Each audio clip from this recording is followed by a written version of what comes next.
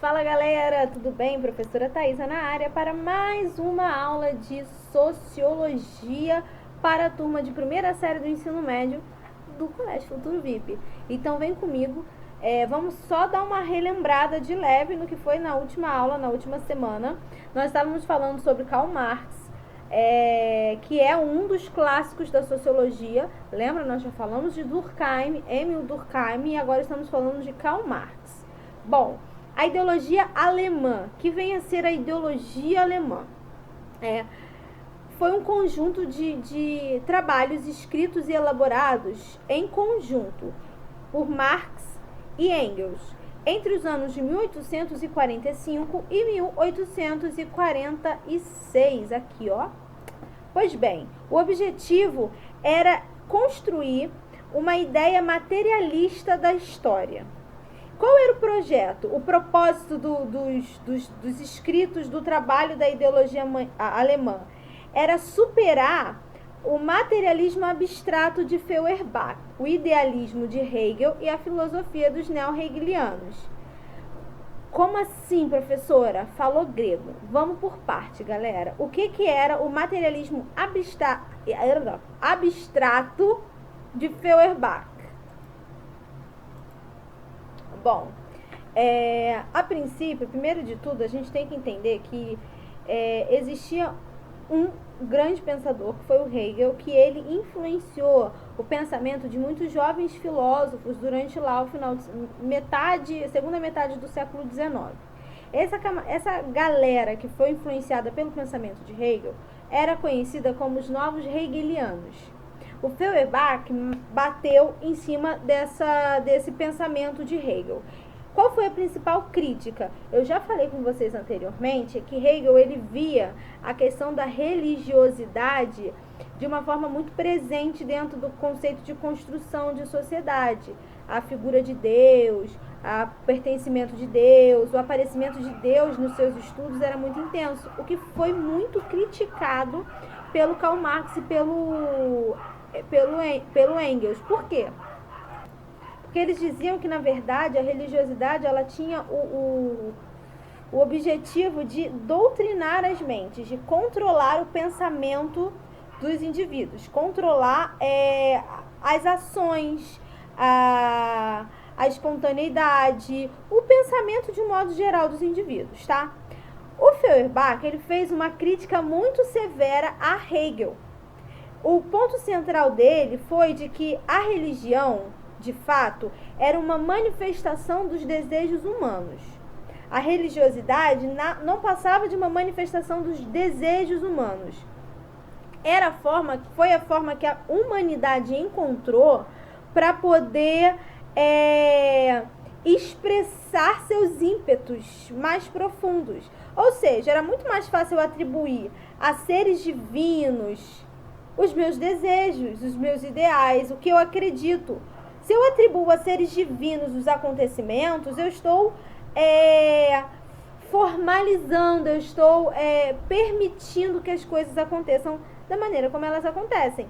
Se eu atribuo os acontecimentos da minha vida a um ser divino, eu estou tirando de mim a responsabilidade por eles, não é verdade? Isso foi muito criticado por Feuerbach, tá? Porém, apesar de usar o Feuerbach como uma referência muito grande, o Marx e Engels, eles discordavam em algumas coisas relacionadas ao materialismo do Feuerbach. De que maneira? Ele apresentava os seres humanos como se eles fossem dotados de uma essência natural. Como se os seres humanos tivessem uma natureza de comportamento e que era como se fosse uma destinação, de modo que os indivíduos eles não têm condições de se transformar e não têm condições de transformar a realidade que o cerca. É como se a gente tivesse como se fosse uma essência que predestinaria as nossas ações, as nossas reações, o nosso desenvolvimento. E que isso aí por si só seria um fator limitante mesmo para o desenvolvimento dos seres humanos, essa essência natural. E o Karl Marx e o Engels, eles não acreditavam nisso. Eles não defendiam, eles não concordavam, porque dessa maneira os seres humanos eles seriam vistos apenas como um objeto meramente sensível, eles que incapazes de perceber a realidade que o cerca, incapaz de ter uma visão crítica da realidade que o cerca, incapaz de contemplar sentimentos, realidades, ações, atividades, que isso não caberia aos seres humanos. Já o Marx e o Engels diziam o contrário. Não, gente, é claro que os seres humanos, os indivíduos, eles têm condições de transformar, de se transformar, de transformar a sociedade. A gente não pode partir desse pressuposto. Então, de acordo com Marx e com Engels, na história da filosofia, porque até então ainda era o conceito de filosofia, né? Na história da filosofia, na análise das sociedades, os pensadores sempre colocaram o mundo, observaram as representações no mundo dos seres humanos, os seres humanos como se eles fossem, não fossem responsáveis pela sua história e pelas suas ideias. Era como se existisse uma essência natural que os seres humanos simplesmente viviam a sua natureza. Sendo assim, então, caberia à natureza humana viver as desigualdades?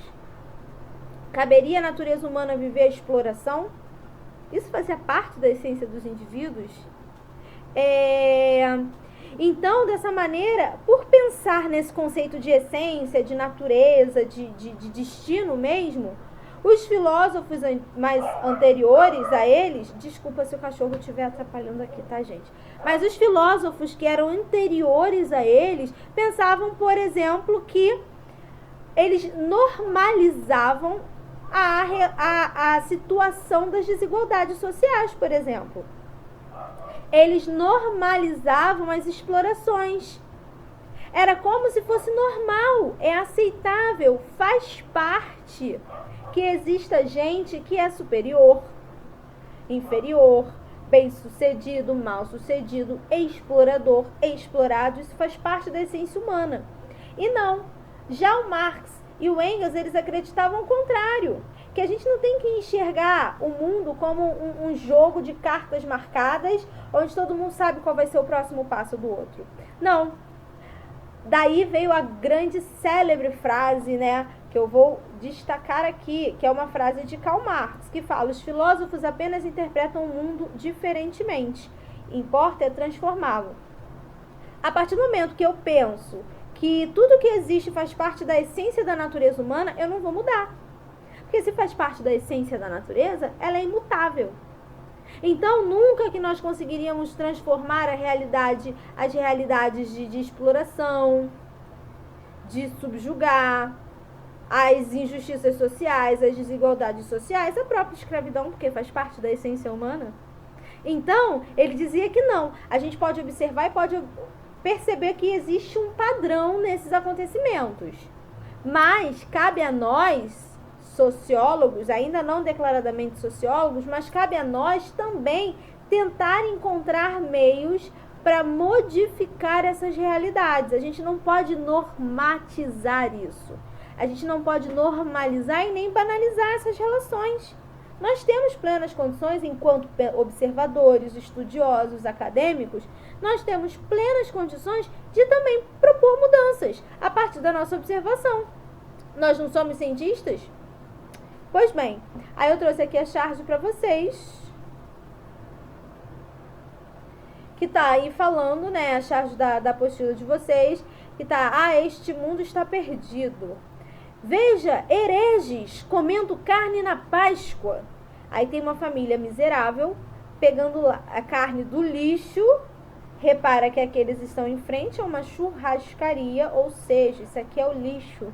É o desperdício de comida da churrascaria. É a carne que é jogada no lixo para não ser dada aos mais pobres. Essas pessoas estão comendo porque sentem fome. E essas pessoas aqui, extremamente hipócritas e alheias ao sofrimento e à realidade desses indivíduos, eles dois simplesmente criticam. Olha que absurdo, eles estão comendo carne na Páscoa. O problema é comer carne na Páscoa e não comer lixo. Entenderam?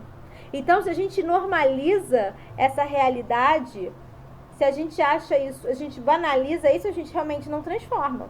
Mas aí quando a gente lança um olhar crítico sobre essa situação, aí a gente passa a ter as mínimas condições de transformação. Foi, galera? Seguindo o barco. Então, galera, seguindo para a página 34, a gente vê aí o termo filosofia da praxis, dialética materialista, dialética revolucionária. São termos que se referem a mesma coisa. O que é praxis? Praxis são todas aquelas ações e atividades que os indivíduos podem ter que são capazes de transformar o meio que eles vivem. Essas transformações, essas mudanças são a praxis humana, tá? E aí, quando a gente fala filosofia da praxis e a dialética materialista, a gente faz uma análise de quais são essas ações, como elas funcionam, como elas se realizam, como elas se concretizam, entenderam? Então, quando a gente fala, e outro termo também aqui que eu não posso deixar passar, praxis e dialética. Dialética é o ato de você pegar ideias opostas e tentar confrontá-las. Usar ideias que são antagônicas às vezes e tentar encontrar um meio termo, um ponto de ponderação. Na academia, né, a academia que eu falo é dentro do mundo acadêmico, científico, quando alguém lança uma tese, que é uma teoria sobre alguma coisa, com uma comprovação, com um estudo, alguém pode lançar uma antitese, que é o que vai bater de frente. A partir da discussão e do confronto, é um confronto pacífico, tá, galera? Entre tese e antitese, pode surgir uma síntese, que é um meio termo, que é a decorrência desse conflito, é o resultado desse conflito, é um ponto final, é um ponto em comum, tá? Então, o estudo de Karl Marx e Friedrich Engels, ele fazia justamente isso. Era uma análise das ações humanas e como essas ações elas são capazes de transformar a sociedade, modificar a sociedade. Daí já fica claro que eles não entendem os seres humanos, os indivíduos, como seres apáticos, incapazes de transformar o meio que eles vivem. Ele não entendia que os indivíduos eram, por exemplo, passivos com o seu destino, imutáveis. Pelo contrário, eles eram muito capazes de promover as transformações que eram necessárias nas suas sociedades. Bastava que se abandonasse aquela mentalidade de que o mundo é engessado e que a gente tem uma essência única. Fechou, galera? Então, era o estudo das ações e das transformações do mundo por meio das relações sociais. Vamos agora para o conceito de dialética.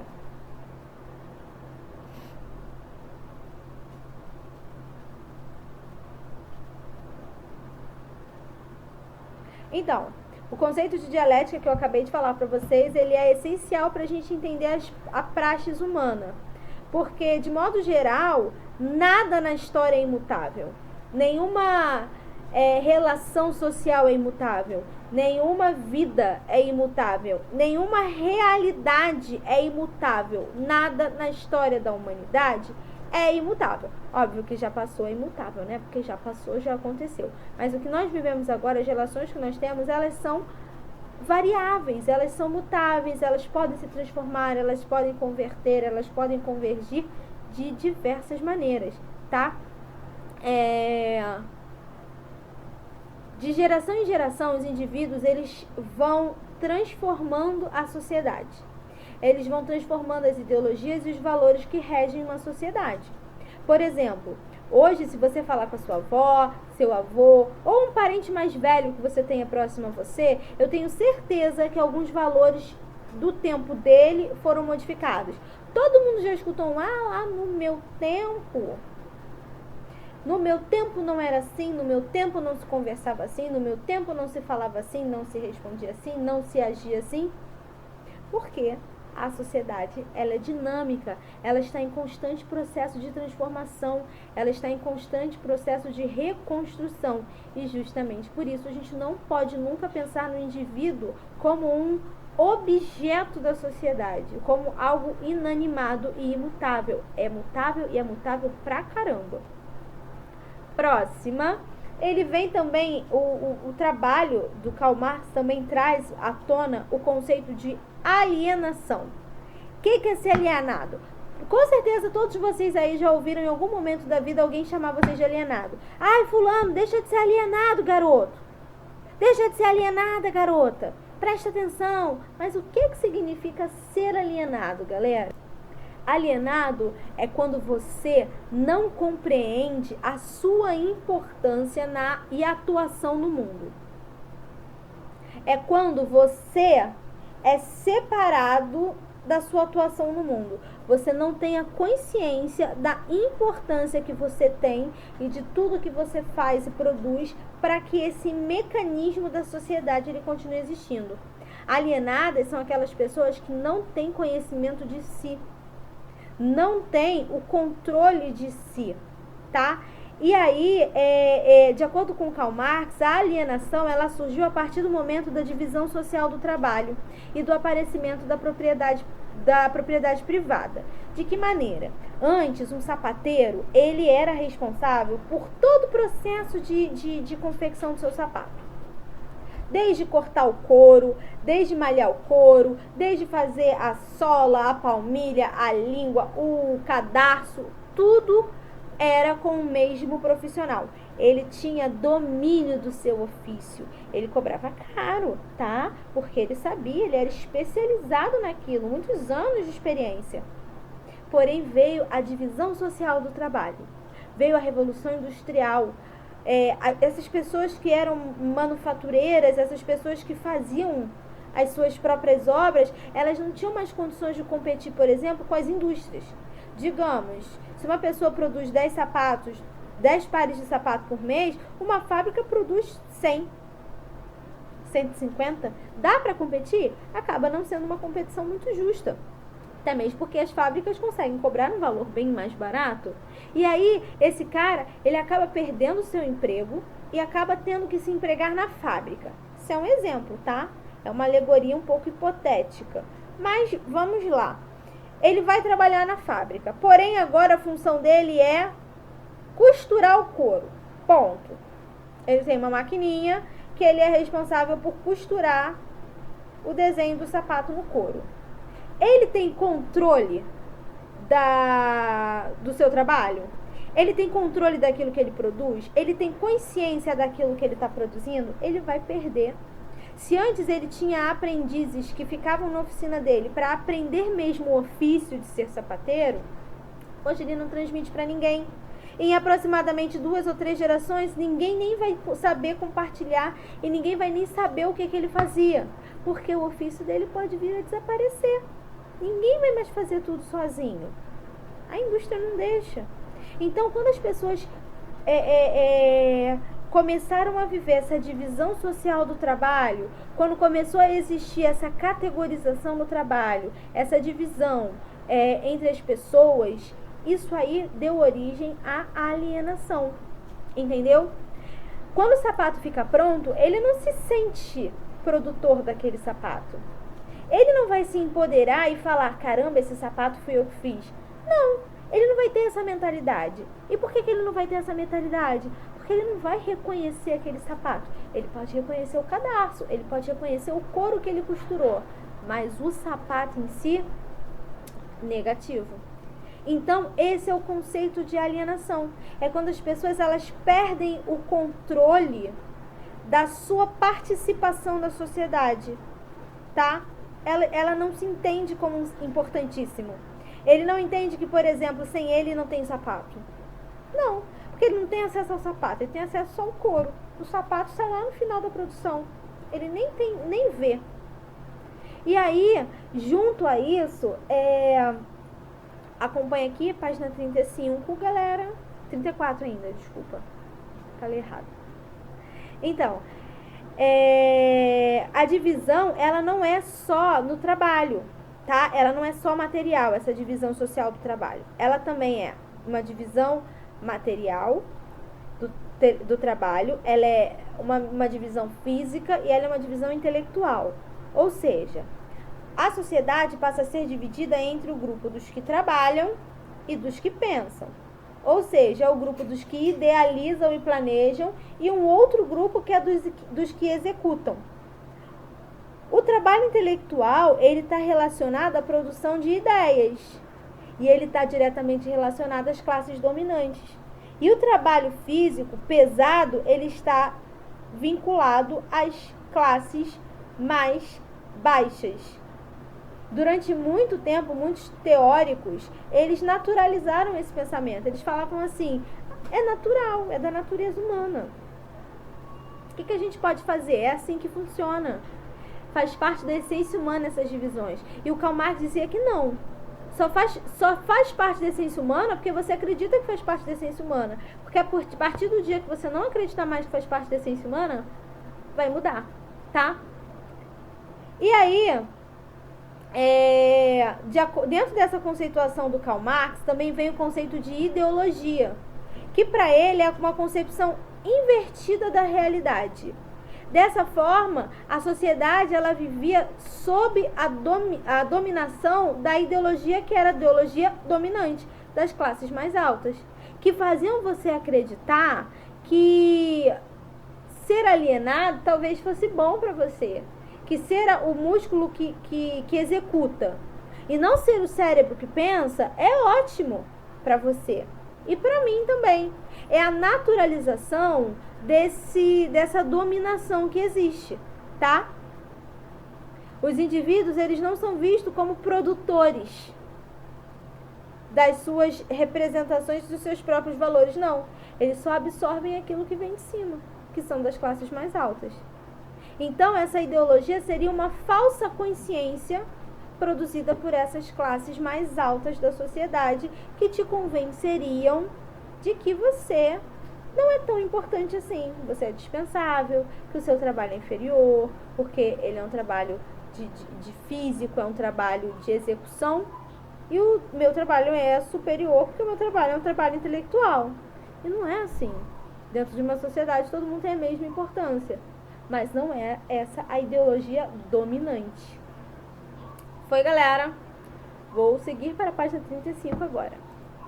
Bom, galera, a questão da luta de classes para o Karl Marx, ela foi muito central dentro da sua produção intelectual. Por quê? Ele dizia que as relações sociais, elas constituíam com base na estrutura social daquele lugar, daquela sociedade que está sendo observada. Então, ele dividia a sociedade em dois grupos diferentes. De um lado, os capitalistas, que eram os detentores do dinheiro, do capital, e do outro lado, o proletário, que era a galera que não tinha dinheiro, que vendia a sua força de trabalho. O que isso significa? Significa que o capitalista, né, que eram os burgueses, eles tinham a grana e eles alugavam a força de trabalho dos proletariados que fosse necessária a eles. Por exemplo, você vai trabalhar para mim na minha indústria, eu estarei alugando a sua força de trabalho. E eu sou um burguês e você é um operário, você é um proletário. E essa troca, ela acabaria culminando numa relação de exploração. Por quê? Porque eu vou lucrar em cima do seu trabalho e você vai receber sempre a mesma coisa porque eu estou alugando a sua força de trabalho. Então, tudo que você produzir para mim e que eu lucrar em cima daquilo, vai ficar para mim todo o lucro, por maior que seja ele, e ele nunca vai voltar para você, porque você vai estar só vendendo a sua força de trabalho. E que para o Karl Marx isso seria uma forma de exploração, tá? Comum na sociedade capitalista. Digamos, galera, eu trabalho numa fábrica de tecidos, tá? Eu sozinha consigo produzir 30 peças enormes de tecido por mês. O que eu ganho é um valor X, tá? Porém, quando o meu patrão, o burguês, dono daquela indústria, ele vende esses tecidos, ele lucra muito, 10, 15 vezes mais do que o que ele me paga.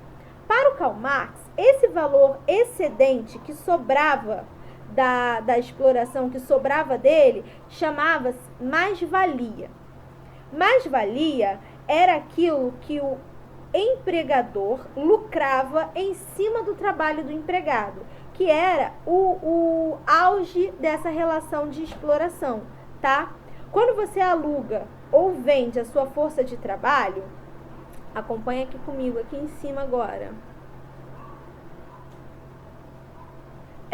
Você faz isso pelo tempo que você leva a produzir. Vamos ler aqui.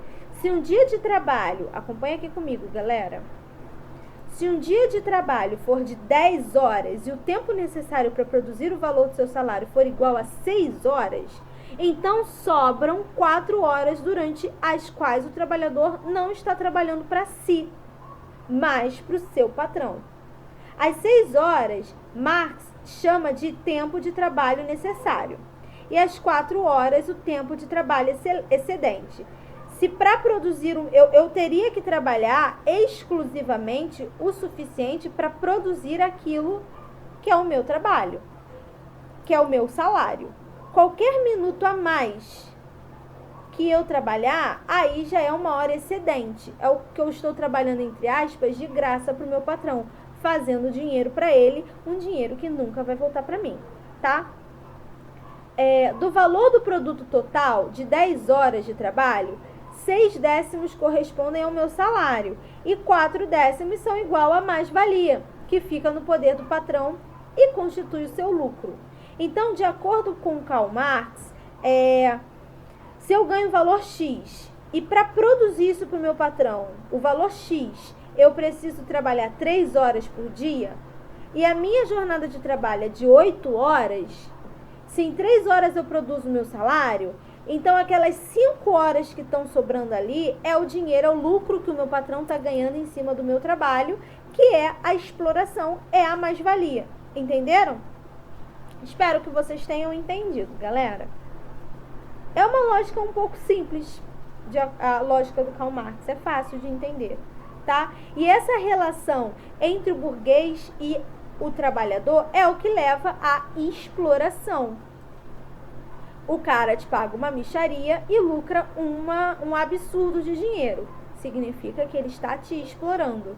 Porque isso aí acaba gerando um conflito entre as classes. Ele acaba trazendo à tona um conflito mesmo entre as classes sociais, tá? Entre a burguesia e o proletariado. Uma insatisfação generalizada, uma incompreensão das camadas mais altas para com as camadas mais baixas, tá? Bom, e para ele a relação entre burgueses e proletários é conflituosa, porque existem também, a relação entre burgueses e proletários é conflituosa e também complementar, pois uma classe só existe em razão da outra classe. Sem burguês não há proletário, sem proletário não há burguês, sem exploração não há uma sociedade capitalista, tá bom? Então, por isso que ele diz que a história da sociedade é uma história de lutas de classe, que é uma luta constante entre os interesses que existem e que são totalmente opostos, os interesses entre os trabalhadores e seus patrões, tá? Aí, por fim, tem uma chargezinha aí. Vou me aposentar amanhã. E sabe o que eu vou fazer? Eu vou andar até o fim dessa linha de montagem e descobrir o que eu estou fazendo há 30 anos. Isso aí, galera, é alienação. Ele não está fazendo o produto final. Ele está fazendo só uma partezinha mínima. Então, ele não se sente como responsável por aquela produção e, por isso, ele não entende que ele tem um valor alto, que ele merece mais. Entendeu? Aí está o conceito de alienação. Para Karl Marx, de exploração, de mais-valia também. E também, no caso, esses são os proletários. Falou, pessoal! Até semana que vem. Um bom descanso para vocês. Nada de ir pra rua tomar açaí. Fique em casa, beba água. E até a próxima. Um beijão para vocês. Tá legal? Tchau, tchau e bom descanso.